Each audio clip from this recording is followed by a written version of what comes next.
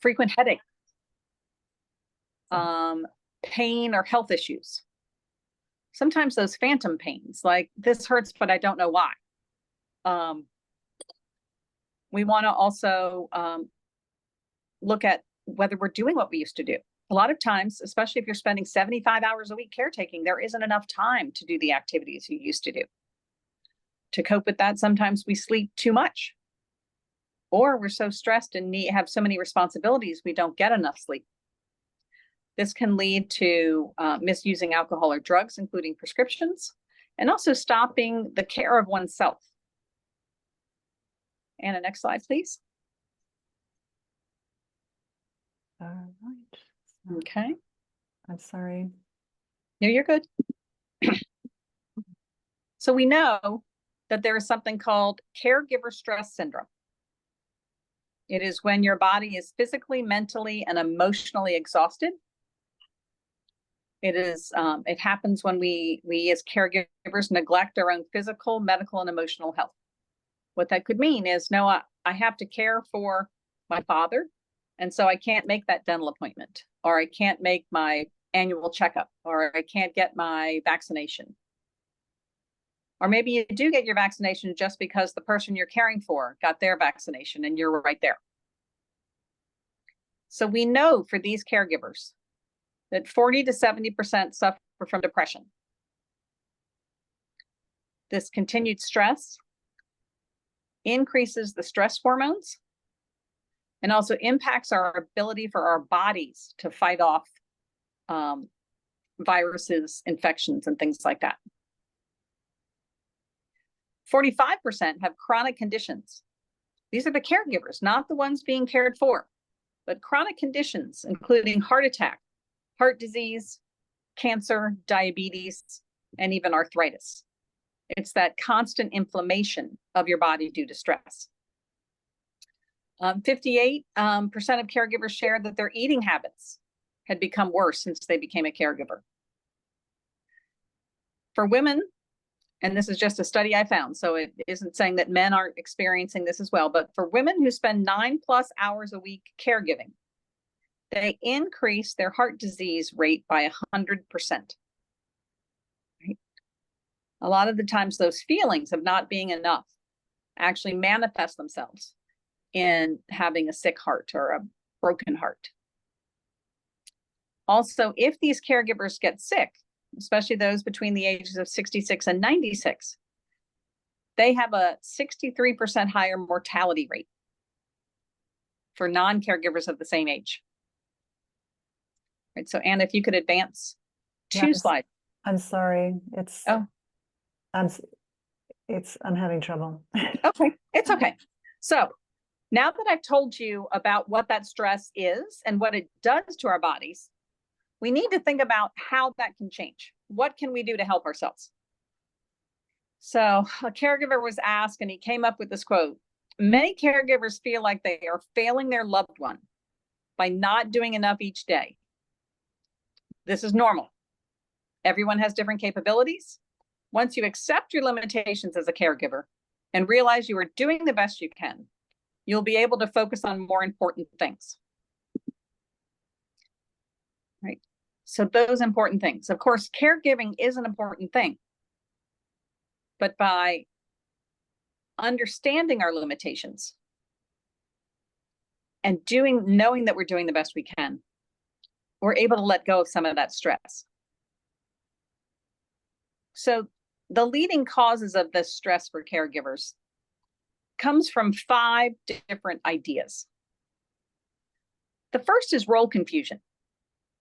And I really, so you can go 2 more slides, but there we go, 1 more. Perfect. So role confusion.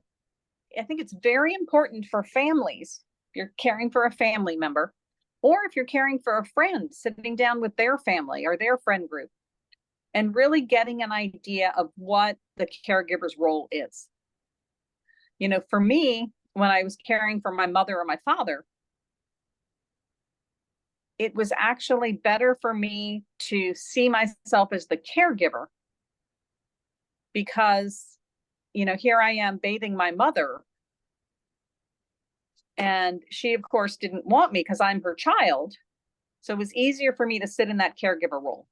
But having an idea of those roles. So sitting with the family and saying, okay, this is, we're caring for this person. What are our different roles? Maybe there's someone that person feels more comfortable doing the bathing. Maybe there's somebody that loves to cook and feels more comfortable providing meals. Knowing what care is necessary and needed. Maybe there's somebody who the day-to-day stuff is hard for them, but they're happy to take the person to doctor's appointments. Really writing down what those roles are, okay? Unrealistic expectations.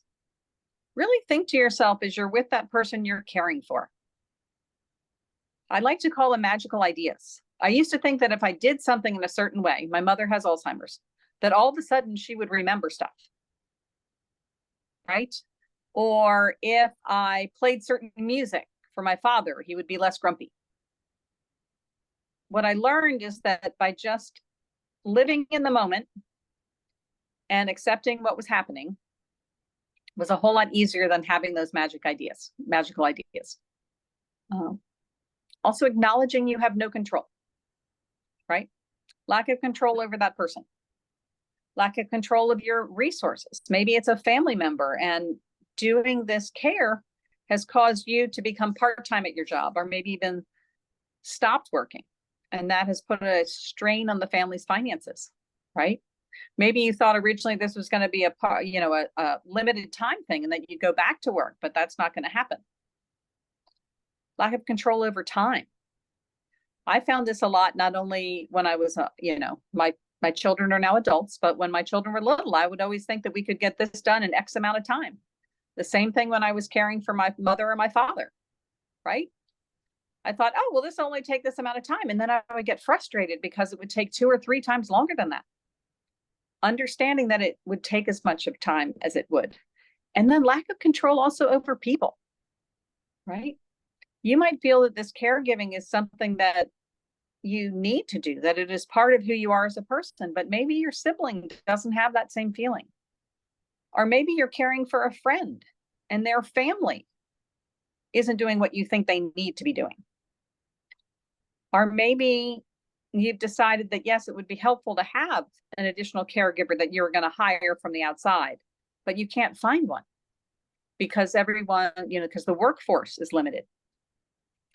Just acknowledging that lack of control can be helpful. Understand that sometimes the people we care for have unrealistic, unreasonable demands, right? I only want you to do this. You are the only one who can do this well. I don't want so-and-so to do it because they don't do it as well as you do it. The person you're caring for, I know sometimes it's impossible for them to understand this, but needs, there has to be a way of saying, I can't be the only one. A sibling has to step up, a cousin has to step up, something else. And then other factors. Those other factors are like not recognizing burnout, realizing that all of a sudden that you are not in a good place. So we need to really pay attention to where we are so that we can continue to care for the person as we want to. Okay, so next. So the first thing, knowing those 5 things, I want you all to know as caregivers is that you are not alone. There are millions of people out there caregiving, and that is not to diminish what you're doing, but to say there are people out there who may be experiencing things that you're experiencing. And by acknowledging that you need help and asking for it, it's a way of feeling better. Okay. So once you acknowledge you need help and you ask for it, you have to be willing to accept it. Right. And maybe accept it in a way that isn't the way you would have done it. Right. Focus on what you can do. And then for the larger things that need to change, break them up into smaller things. Take on little things at a time. And once you break them into smaller steps, reach out to the resources in your area. For a lot of people, respite helps. and we'll talk more about this in a second, but respite, either in home, having someone come into your home. There are some volunteer organizations in our 5-county area that provide in-home respite to give you an hour or 2 or 3 a week, maybe to go get your hair cut, or to go to a doctor's appointment, or even to do the grocery shopping, something to let you relax and get something accomplished. But there are also adult care centers like the senior centers of Encompass. And some of our care facilities also have respite care. So it might be that you just need a weekend and they could go and live at that place for a weekend before you start over. There are also great classes out there that can help you go to class with other people who are caregivers, but also learn skills that will help you feel better and know that you aren't alone. Support groups also will allow you to know that you aren't alone, and you can do those virtually if it's impossible for you to go in person. Seek social support from friends and family, even if it's just a phone call. Reach out to somebody. I know that sometimes when I was feeling overwhelmed, I would just call and say, tell me a story. Tell me what's happening in your life, just so I could see that there was other things happening in this world, right? And then also make sure that you really take care of your health. So sleep. Sleep is important. You know, it might be that somebody is willing to provide respite by just coming in and sleeping at the house with you, so you can turn off the baby monitor. And that person will come get you if you really need to. So you don't have to continue to wake up in the middle of the night to make sure they're still breathing and things like that. You need to move around. Of course, the slides will be available, but you need to move around, get moving. Even if it's just, there's some new research out that even just taking like a 4-minute walk, and that can be around your house every hour or 2, does amazing things for your body. We also want to eat well and hydrate. Next slide. Right. So this stress thing happens, right? And sometimes things are more stressful. One back, Hannah, please. Sometimes things are more stressful. I think that all of a sudden it overwhelms you. And so in the moment, it's great to just breathe. And I know that sounds very reductive, but just slow, deep breaths in and out through your nose for, I would say, 12 times, and you will feel yourself relaxing. Step away if you need to. Now, I know in these care situations, physically, like stepping out of the house may not be possible. If that's not possible, then just mentally step away for a second. Remember your favorite place to be if you're doing it mentally. Physically, if you're like going outside, I always encourage people to go outside, get some sunshine on their face. Sometimes also this caregiving can become very routine. You're doing the same thing day out, day in and day out. We want to make sure that you do little things. Do a 2-minute dance party. Even if the person you're caring for can't get out of bed, have them move their arms and legs around. All right. You all get these slides, so you'll get more of those longer term. And if you could go to the next one. We want to really look at who else can support you. All right. So we talked already about support groups, taking a class like Positive Tools for Caregivers. Talk with family or a counselor. You can do counseling now virtually, but be honest. Tell them how you're feeling. A friend of mine had her father-in-law move in, and everyone thought it was going to be a great idea. Well, it turned out the other members of the family hadn't been with their father recently. And it turned out not to be a good fit because he needed so much care. Okay, so being honest about what's happening. I also always want to point out Project Lifesaver. That's a program that the police here in the area do. It's a bracelet that the person wears. So if they tend to wander, it's a way of locating them quickly. But we are running out of time. And so what I would like to do, well, Anna, if you could put the next slide up. That just highlights some resources.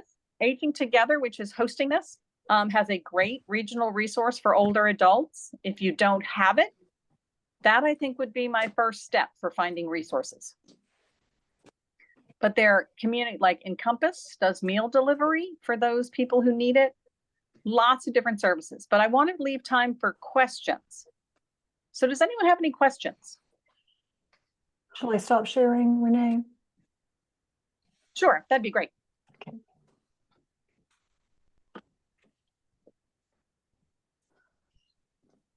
All right, any questions out there? Anything that resonated with you? Is there something that you're doing as a caregiver that helps you?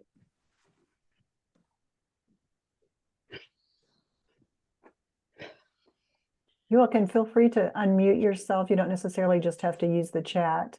If you have a question or a comment.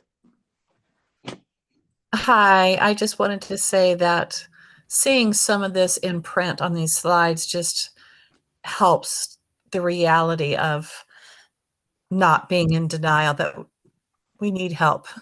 Mm-hmm. Thank you. You're welcome. I'm glad. And hopefully Anna will send out these slides, and then I hope you will take steps to get that. Absolutely.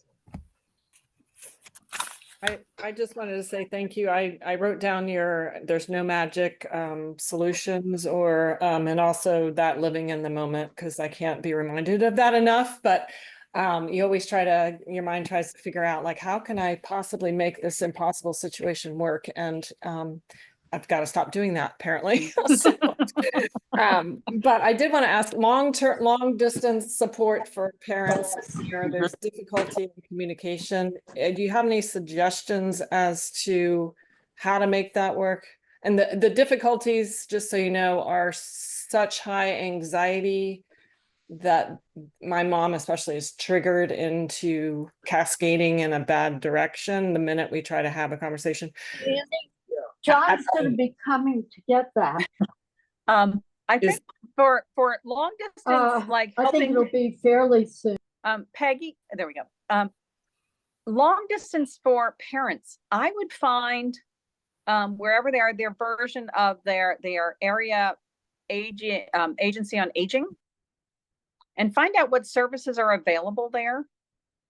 Some communities have like a paramedicine program or like a drop-in community, or someone who'll drop in to check on them. There are others, if they have funding, there are other helpers or helping groups that will go in and assess for you. But yeah, that spiral into everything's going to be horrible, nothing's ever going to get better is bad. Nothing is ever going to get better is really hard to do from a distance. And so sometimes if you're having that conversation on the phone or by Zoom and they seem to be spiraling, asking them, wait, did you hear that? Wait, what are you hearing right now? Now, it could be that you heard nothing. But if we can get somebody to concentrate on what they're hearing and seeing, it tends to stop the spiral because you're bringing them back to the moment of reality. Yep. Does that make sense? That makes sense. And I mean, part of the spiraling is not wanting to change. Right. So, but yes, that helps. Thank you. And the other thing is, if they have friends that have moved into like a care facility, just saying, hey, I'm going to come visit mom and I'd love to see Peggy. Can we go have lunch with her? And then actually have lunch there.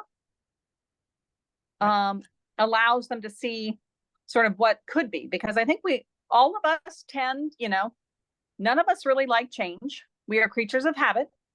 And when you have an idea of how the rest of your life is going to be, and then all of a sudden you realize it won't be, a lot of times we dig in our heels. And by seeing what could be, sometimes allows us to make that change. But I always do it in a sneaky way. So it isn't that let's go check this place out. So-and-so is living there now. I'd love to have lunch with them. Let's go eat lunch there. Okay. Any other questions?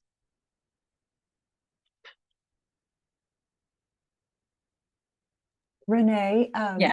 in the chat, they were just mentioning Orange County and Madison County both have paramedicine programs.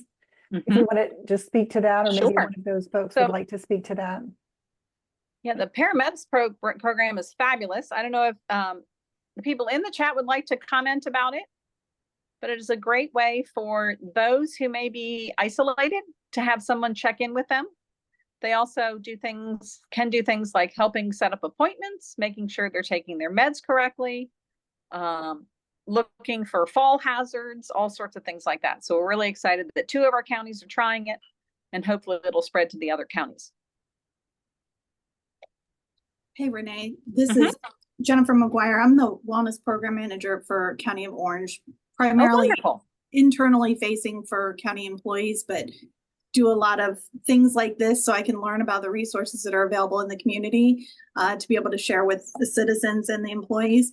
And I just wanted to ask, and I'm sorry I had to step away, did y'all talk any about warm lines and different support lines that are out there for aging populations as well as for caregivers? Because that is something, peer support and warm lines are available too. Right, warm lines are fabulous. You can just Google them. Our own state of Virginia warm line, I have had the number for, here we go. It used to be right up on my board. There it is. So our area is 866-400-6428. But also AARP is a great resource. Alzheimer's Association. Alzheimer's Association is a great resource. The other thing, if you're the older adult that you're taking care of might benefit from like either a senior center or maybe try out Generations in Culpeper is doing a Give Back November. And I think it's Tuesdays and Thursdays. That's correct. That's correct. Yeah. It's Tuesdays and Thursdays, they are providing their services free of charge. So if you have somebody in your life that might benefit from a day program and wants to try it out, please reach out to Generations. It's in Culpeper, right at the Culpeper Baptist Church. Fabulous location, great people there, but a way of trying it out just to see how it would work for your loved one. Renee, I'm sorry. Go ahead. I was just going to give you. I was going to give you the next question. Okay, sure. Next question. Okay, yeah, we had a question in the chat: how to handle resistance from spouse to any help. Understand that you and your spouse or you and your partner have had a long history, and so you know each other almost too well. And unfortunately, sometimes as people age, they can get more stuck in their ideas. And so distraction, maybe approaching it from a different way, using different language, taking a step back, not always having to be right. I remember once I was, with my dad, and he was talking about something he remembered. And I'm like, that's not how that happened. And after about two sentences of me trying to correct him, I had one of those light bulb moments of like, wait a second, why do I need to correct him? I don't need to have that be exactly right. Now, if the resistance is taking care of themselves, sometimes you have to see if it's you. Like, is it one of my friends' parents both have a caregiver now that comes in because she was trying to help them. And it finally came out in an argument that they were uncomfortable with her doing certain things. So they actually hired somebody very part-time to come in and take care of those things. If it's resistance about going to the doctor, sometimes giving people who are resistant some sort of power. So if you know they have to go to the doctor, say they have to go to the doctor because if they don't see the doctor, then their prescriptions aren't going to be refilled. Sometimes it's, hey, I know that this isn't the top thing on your list to go do, but let's go out to lunch afterward. Where would you like to eat? Or let's go to, do an adventure. Would you like to go to the park or something? Giving them some other, incentive. We'll do this first and then we'll go do something else. Renee, we have a couple of other questions. I'm not sure if you already addressed this one. One is, what does it look like to be a caregiver for a parent while still trying to maintain your job to provide for your family? And the next one was, what about young adults with special needs such as Downs and autism? Okay, so trying to be a caregiver and maintaining a job. In the beginning of caregiving, it is easier, especially since COVID and how so many of our jobs are more remote. One of my friends actually who didn't have a remote job put cameras up in her mother's house. And that way during the workday, she could check on her. And these cameras, she could actually talk to her as well. I was like, okay, that might freak me out if I'm in my house by myself and somebody starts talking to me, but it worked for them. And so it was a way of just sort of making sure she was doing what she was supposed to be doing. But as she aged, that became less helpful. All right. So then they were able to leave the house for a couple hours and still be able to watch. But if you have a full-time job and are trying to be a full-time caregiver, it's going to be difficult. I would talk to your employer about what was happening, what is happening in your life to see how much flexibility there is. I would also talk to your siblings, your spouse, other people who are involved in that person's life to see if there was a way of breaking it up somehow. So it might be that your employer is willing to have you work, I don't know, 3 12-hour days. And so you could be the sole caregiver for 2 of those days a week. But you're right, it's unrealistic to expect that you should be able to work full time and also take care of your parents. So those resources, calling, Encompass, Area on the Aging, and saying, this is our situation, what help is there out there? Because it might be that your older adult that you're caring for would benefit from going to like a senior center during the day. You would drop them off, then you would go to work and you would pick them up on the way home, but that would give you some time. Individuals who are trying to work remotely and be the full-time caregiver are having a difficult time, and it's increasing that stress. For taking care of, developmentally delayed younger children, taking care of your children, or even younger children with chronic illnesses. I don't want anyone to think that's easier. Sometimes when older adults move around less, you don't have to worry about them wandering off as much. But for younger adults, not only are they either, if they are, say, maybe, have Downs syndrome or are affected by Down syndrome, they have their own identities. They know what they want to do, right? And so that can be more challenging. And so again, finding out what's most important to them and figuring out ways for them to not have to be with you 24/7. Are there employment opportunities? Are there other opportunities for them to live maybe more independently, if that works? And unfortunately, for those with chronic illness or terminal illnesses, there's that need for independence, but also that grief of, what is happening in their lives and how they have less control. But for ourselves as caregivers, really understanding what our roles are, trying not to have magical thinking of everything, if I can do it this certain way, is going to be perfect. Acknowledge that you don't have control, and then find the support that's around is necessary.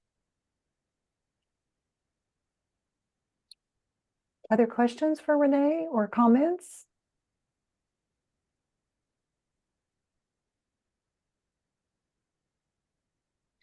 I have a question. Sure. I'm a little late coming into the seminar, sorry, but how do you deal with the stress of my husband? I just had to put into memory care, and making that decision was extraordinarily stressful. Are there some resources to help guide one through that process of when it's when it's time and not feeling like you have abandoned them? I think really, because I have been there, there isn't a magic check sheet. It would be wonderful if there was, like, okay, we scored this many, this means it's time. Because people around us, sometimes we feel judged by them, weren't experiencing the hour to hour, day to day experience. They might not understand why the decision was made. And in all actuality, it doesn't matter. Their opinion of us, we need to let go of, right? In a perfect world, in our magical thinking, we would have been able to take care of them and everything would have been fine. For me, my father wandered, my mother wandered, trying to keep an eye on two people at the same time was just too much. And I was holding myself, and the rest of our family were holding ourselves to this really high bar. And it was impacting the entire rest of our life. Right? And it's the idea that, okay, they are in a safe place, right? I can go visit. My mother doesn't like to be taken out anymore. It gives her anxiety, so we visit there. My father loves to be taken out. And so we'll go for ice cream. In fact, later today, we're going for ice cream. But knowing for me, I'm now able to sleep at night. I'm able to have relationships with other people. Because yes, we love the people who are in care. But if we don't have connections outside of that, then it isn't good for our own selves. And so I think a lot of times we feel very guilty. My cousins, their mother always was like, promise me you'll never put me in a nursing home. Promise me. And of course, she, it was almost like a self-fulfilling prophecy. Because I remember when I was little, she would even tell her children who were then maybe 8 through 12, they would always have to say, no, we're never going to do this. Right. That made that time even harder for them. Because they'd promised her their entire lives that they weren't going to do this. But her medical conditions had reached a point where there was no way they could take care of her, or her spouse could take care of her, and for them to hold their full-time jobs. And so part of it is letting ourselves off the hook, knowing we are doing the best we can for everyone around. I have another question if Sure. Others don't want to come in. Now that I have, he's been in there a week, and I have not, I felt it was best not to be there for that week, and he wasn't asking for me. Mm-hmm. What strategies do you have for introducing me back into the picture? I would just go back in. If he has like a favorite milkshake or a favorite cookie or a favorite pie, I would bring that with me. By the way, I always bring 2. My father got into a weird thing where he would only eat if I was eating. Sometimes people get a little paranoid and they think that somebody might be poisoning them. I'm not sure if that's what was going through with my father, but as long as I brought one for myself. And I just went and sat with him.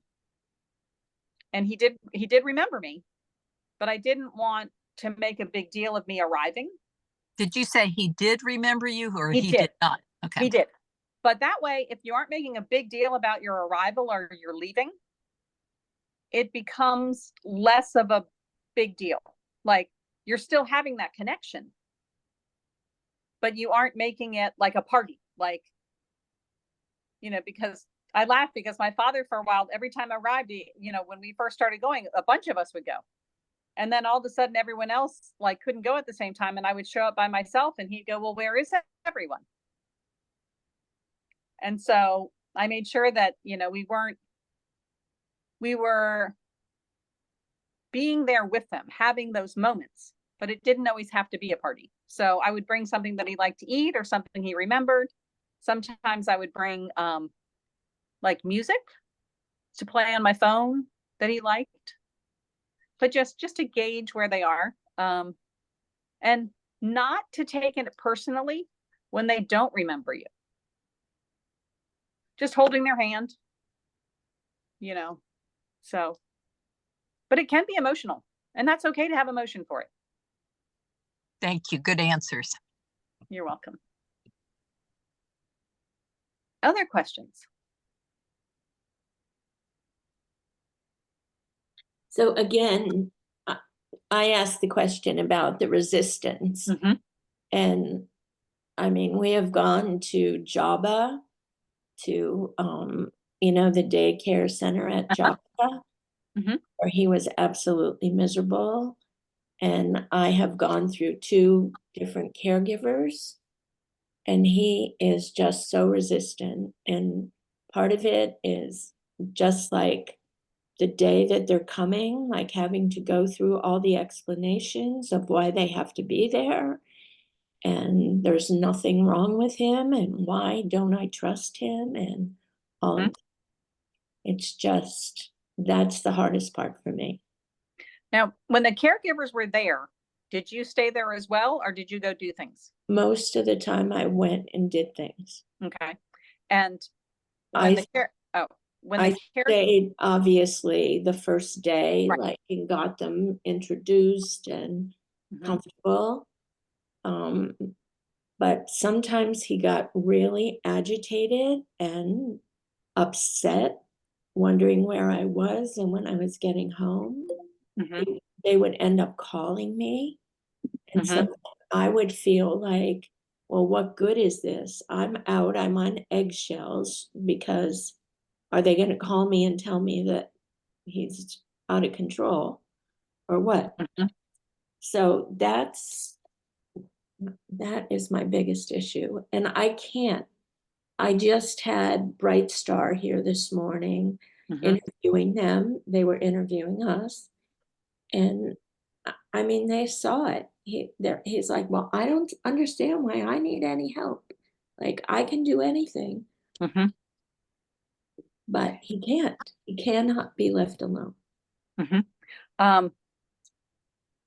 Sometimes I find that if the caregivers have other responsibilities as well, like, well, I have one older gentleman I was talking to, and he was upset that the caregivers were there. And finally, when we figured it out, it was like, well, they just stare at me. Like, they follow me around and they stare at me. And so we tweaked them a little, in that, like, part of their job was a little housekeeping. So they would they'd clean kind of near where he was. So it didn't, they were doing other things than just being there looking at him. They also, he also used to he loved to eat. And so the caregiver would talk to him about what, if he could think of something, or, if his significant other remembered things he loved to eat, the caregiver would make it and enlist his help in, like, either helping put on the plate or, doing whatever, so that it was more that the caregiver was also there helping the spouse, because they were either, creating dinner so that the dinner would be ready, or they were cleaning the dishes, or they were doing other things. And so it wasn't just that we had to hire this person for me, we were hiring the person for my spouse as well. I don't know if that'll help at all with your husband. Okay, those are good ideas. And, like, for instance, just this morning, the guy said, well, they could make breakfast for him. They could make his lunch rather than doing it all before they got there. And that would actually take up time. And okay. I had home health care probably for a year and a half before my husband went into memory care. And I knew that I had to have, the reason the person was there was they were the house cleaner. And that's what they did. It was lovely, to have. I mean, it helped me in that way.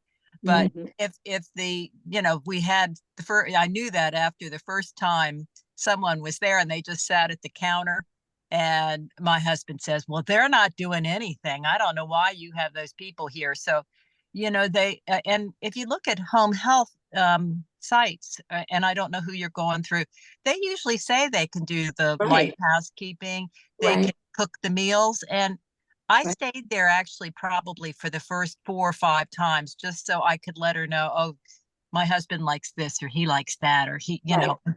he's funny about X, Y, and Z. Right. But that really worked because after a while, I mean, he grew attached to her, really liked this person. That's what I'm hoping. You what? That's what I'm hoping. Yeah, but I mean, really get them so they clean. And as I said, it's a benefit for you too if they're helping clean the bathrooms, vacuuming the floor, doing those things. It's a treat for you. And it's a good excuse for the person they're taking care of, because it was a little weird. My husband goes, well, I think we had somebody here yesterday cleaning the house. And I would say, yeah, well, I just really want a really clean house. It means a lot to me. And that's the way it's going to be. Period. And finally, I mean, this is when Alzheimer's works well, because finally he forgot about it. Okay. Yeah. So it worked out, but I feel for you. Good luck. Okay. Thank you. Thank you. That's what I think too, is that I need to realize sometimes I put too much pressure on myself. And I need to realize what a really, really hard job this is. That, and I'm a nurse, and so I think that I should be able to do this and do it perfectly. So I need the reassurance that that's magical thinking. That is magical thinking, right?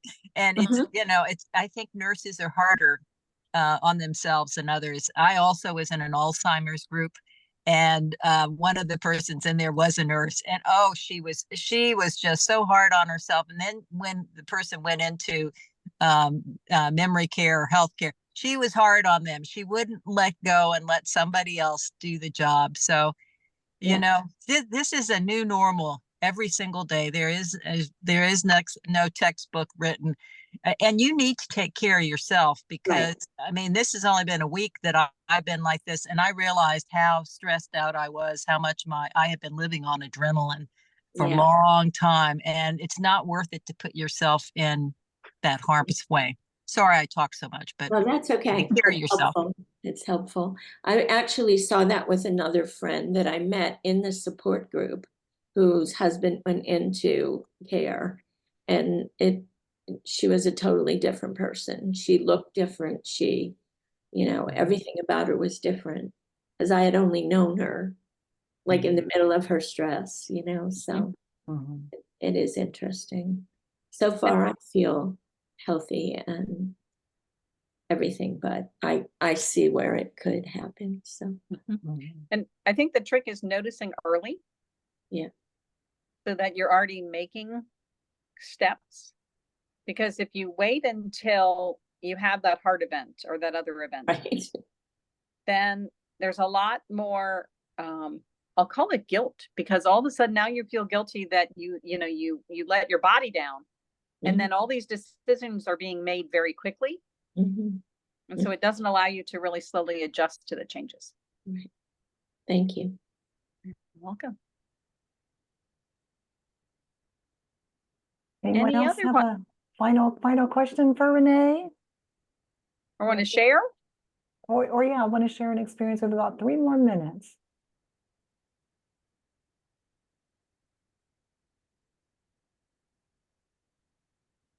Okay.